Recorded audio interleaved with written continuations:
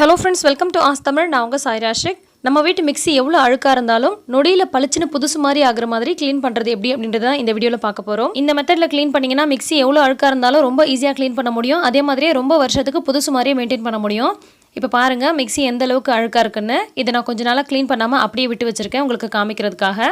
So இதை பார்த்திங்கன்னா ரொம்ப காஞ்சி போயிருக்கு. இருந்தால் கூட நம்ம ரொம்ப ஈஸியாகவே இந்த மெத்தடில் க்ளீன் பண்ண முடியும்.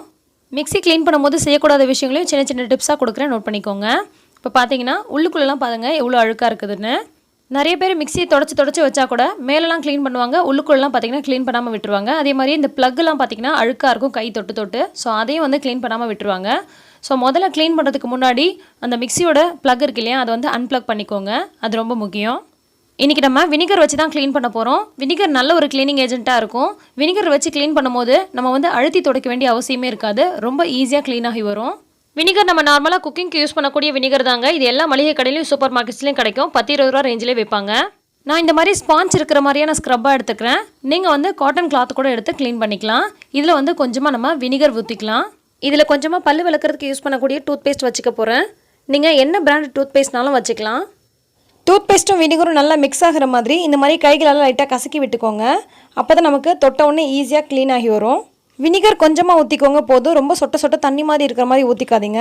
இப்போ பார்த்தீங்கன்னா இதை வச்சு நம்ம லைட்டாக அப்படி தொட்டு எடுக்கும் போதே பாருங்கள் அந்த ஒட்டிக்கிட்டு இருந்த அழுக்கு எல்லாமே எவ்வளோ அழகாக வெளியில் வருதுன்னு. சில நேரங்களில் சட்னி கரைக்கும் போது குழம்பு கரைக்கும் போதெல்லாம் ரொம்ப அதிகமாக போட்டோன்னா இந்த மாதிரி தெரிச்சிட்டு வெளியில் விழுந்துடும். இது பார்த்திங்கன்னா காஞ்சி போயிடுச்சுன்னா க்ளீன் பண்ணுறதே ரொம்ப கஷ்டமாயிடும். ஆனால் இந்த மெத்தடில் க்ளீன் பண்ணும்போது ரொம்ப ஈஸியாக உங்களுக்கு அந்த அழுக்கெல்லாம் ரிமூவ் ஆகி வரும். அதே மாதிரி இந்த ஸ்பீட் கண்ட்ரோல் பண்ணக்கூடிய இடங்கள்லாம் பார்த்திங்கன்னா ரொம்ப அழுக்காக இருக்கும். அடிக்கடி நம்ம அங்கே கை வைக்கிறதுனால இதெல்லாம் இந்த மாதிரி நம்ம க்ளீன் பண்ணி விட்டுட்டு பழைய டூத் ப்ரஷ் இருக்கு இல்லையா, அதை வச்சுட்டு இந்த மாதிரி நம்ம க்ளீன் பண்ணி விட்டுறலாம். அப்போ நமக்கு அந்த இடுக்கில் இருக்க அழுக்கெல்லாம் பார்த்திங்கன்னா ரொம்ப ஈஸியாக வந்துடும். மிக்ஸி க்ளீன் பண்ணும்போது செய்யக்கூடாத ஒரு முக்கியமான விஷயம் பார்த்தீங்கன்னா இந்த ஏர் போகிறதுக்காக நிறைய ஹோல்ஸ் எல்லாம் இருக்கும். அங்கெல்லாம் நம்ம தண்ணி உள்ளுக்குள்ளே போகிற மாதிரி பண்ணிட்டோம் அப்படின்னு சொன்னால் நம்ம மறுபடியும் மிக்ஸி போட்டு அரைக்கும் போது அது ஷார்ட் ஆகிடும். ஸோ நீங்கள் எப்போ மிக்ஸி க்ளீன் பண்ணாலும் தண்ணி அதிகமாக வச்சு க்ளீன் பண்ணாதீங்க.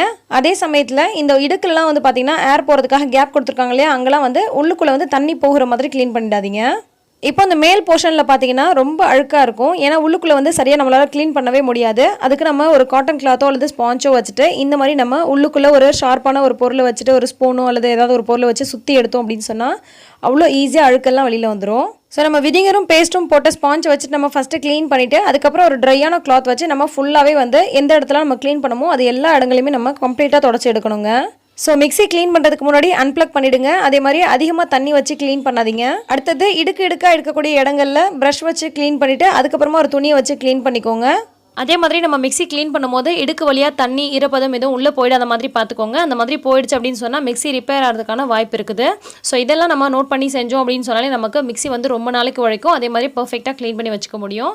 மிக்ஸி க்ளீன் பண்ணிவிட்டு அப்படியே விட்டுறாமல் இந்த ப்ளக் ஒயரெல்லாம் பார்த்தீங்கன்னா அழுக்காக இருக்கும். அதையும் நம்ம இந்த ஸ்பாஞ்சை வச்சுட்டு நல்லா க்ளீன் பண்ணி விட்டுறலாம். க்ளீன் பண்ணதுக்கப்புறமா ஒரு காட்டன் கிளாத் வச்சு நல்லா தொடச்சி எடுத்துடலாம். ஸ்பாஞ்ச் ஸ்க்ரப் யூஸ் பண்ணும்போது ரொம்ப முக்கியமான விஷயம், ஸ்பாஞ்ச் இருக்கிற சைடு மட்டும் யூஸ் பண்ணிக்கோங்க. ஸ்க்ரப்பர் சைடு யூஸ் பண்ணிங்க அப்படின்னு சொன்னால் ஸ்க்ராட்ச் விழுந்த மாதிரி ஆகிடும்.